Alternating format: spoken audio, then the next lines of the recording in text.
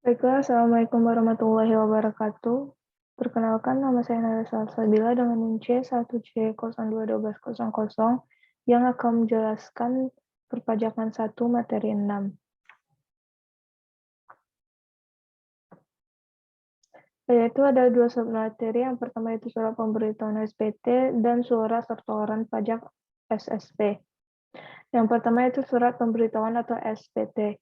Pengertiannya yaitu surat pemberitahuan SPT adalah surat yang oleh wajib pajak dapat digunakan untuk menetapkan perhitungan atau pembayaran pajak objek pajak dan/atau objek pajak dan/atau harta dan kewajiban.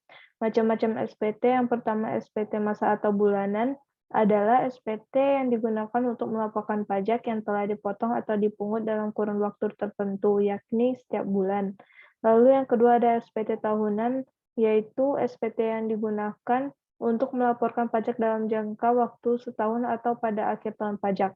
Berdasarkan subjek pajaknya, SPT tahunan terdiri dari dua jenis, yaitu SPT tahunan orang pribadi dan SPT tahunan badan.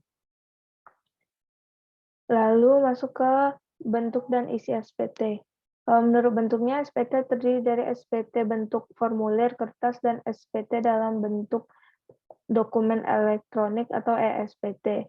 Nah, isi SPT tersebut berbeda-beda. Yang pertama yaitu isi SPT tahunan PPH menurut Peraturan Menteri Keuangan Nomor 243 PMK-03 tahun 2014 harus memuat data. Yang pertama yaitu jenis pajak, lalu nama wajib pajak dan nomor wajib pokok pajak, lalu masa pajak bagian tahun pajak dan atau tahun pajak yang bersangkutan, tanda tangan wajib pajak atau kuasa wajib pajak, jumlah peredaran usaha, jumlah penghasilan termasuk penghasilan yang bukan merupakan objek pajak, jumlah penghasilan kena pajak, jumlah pajak yang terhutang, jumlah kredit pajak, jumlah kekurangan dan atau kelebihan pajak, jumlah harta dan kewajiban, tanggal pembayaran pajak penghasilan 29, pasal 29, dan data lainnya yang terkait dengan kegiatan usaha wajib pajak.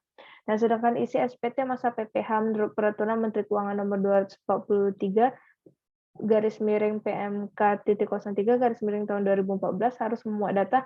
Yang pertama yaitu jenis pajak, yang kedua nama wajib pajak dan nomor pokok wajib pajak, yang ketiga masa pajak, bagian tahun pajak dan atau tahun pajak yang bersangkutan, lalu ada tanda tangan wajib pajak atau kuasa wajib pajak, lalu jumlah objek pajak, jumlah pajak yang terhutang dan atau jumlah pajak yang dibayar, kemudian tanggal pembayaran dan atau penyetoran dan data lainnya yang terkait dengan kegiatan usaha wajib pajak.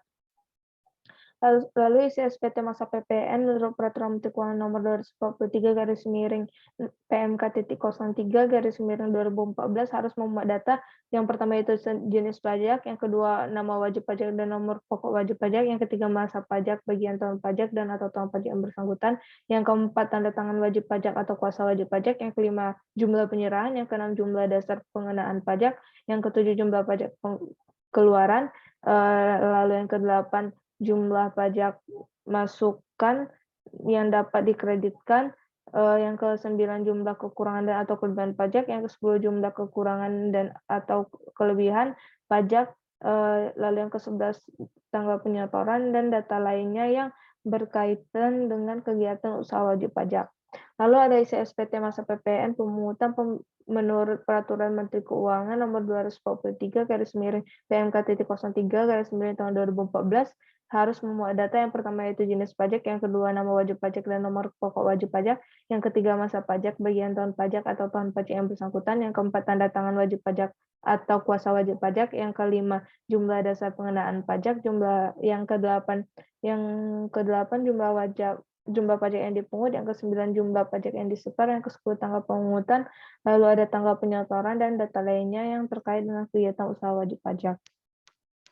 Nah, yang wajib mengisi SPT merupakan masyarakat yang wajib melakukan laporan surat pemberitahuan tahunan adalah mereka yang telah memiliki nomor pokok wajib pajak atau NPWP dan terdaftar di kantor pelayanan pajak atau KPP sebagai wajib pajak baik pribadi maupun badan, atau koperasi sesuai dengan definisi SPT pada pasal 1 ayat 11 Undang-Undang Ketentuan Umum dan Tata Cara Perpajakan. Untuk wajib pajak orang pribadi ini berlaku untuk wajib pajak orang pribadi yang telah mempunyai NPWP dan merupakan karyawan yang penghasilannya melebihi penghasilan tidak kena pajak PTKP yang telah ditetapkan, yaitu sebesar 4.500.000 per bulan atau dari 54 juta per tahun.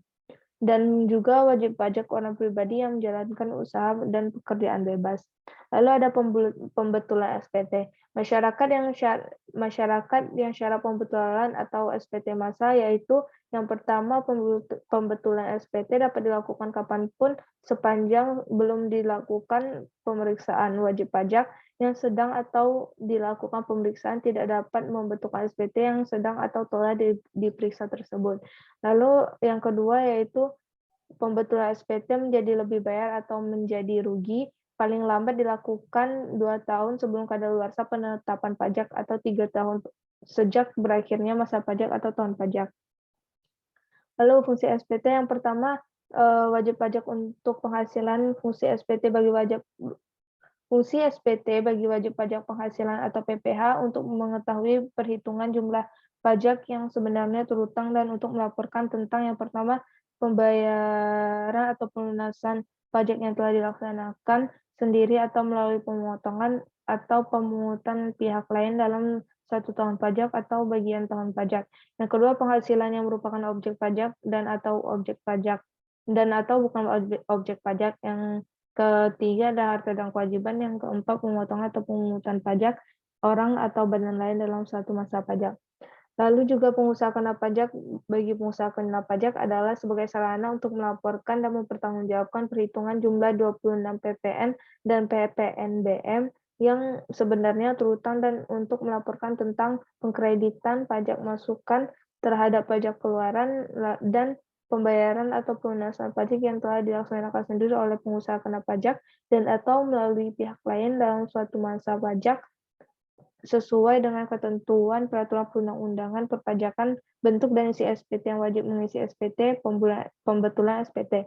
Bagi pemotong atau pemungut pajak, SPT memiliki fungsi berbeda. Bagi pemungut atau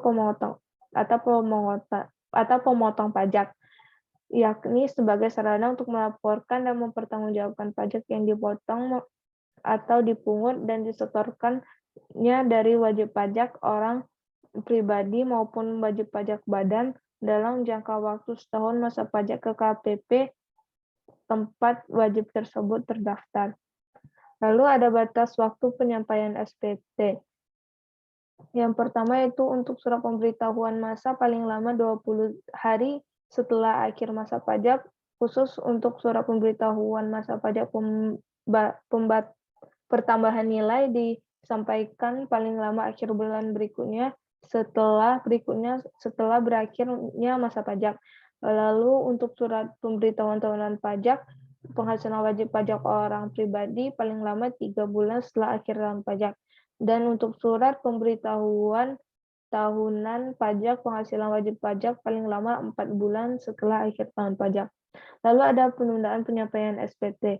1. Syarat permohonan perpanjangan jangka waktu penyampaian surat pemberitahuan pajak penghasilan adalah yang pertama, permohonan diajukan sebelum batas waktu penyampaian surat pemberitahuan tahunan pajak penghasilan berakhir dengan menyebutkan alasan-alasannya.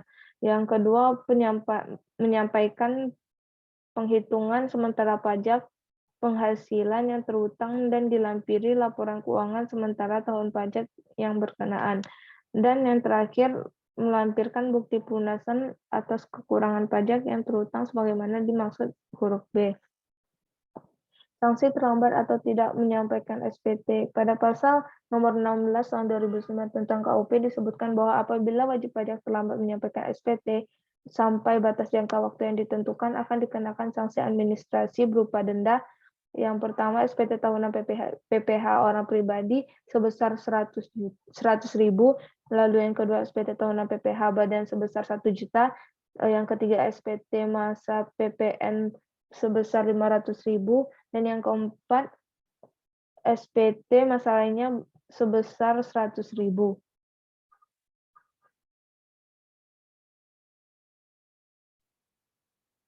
Yang kedua yaitu surat setoran pajak atau SSP.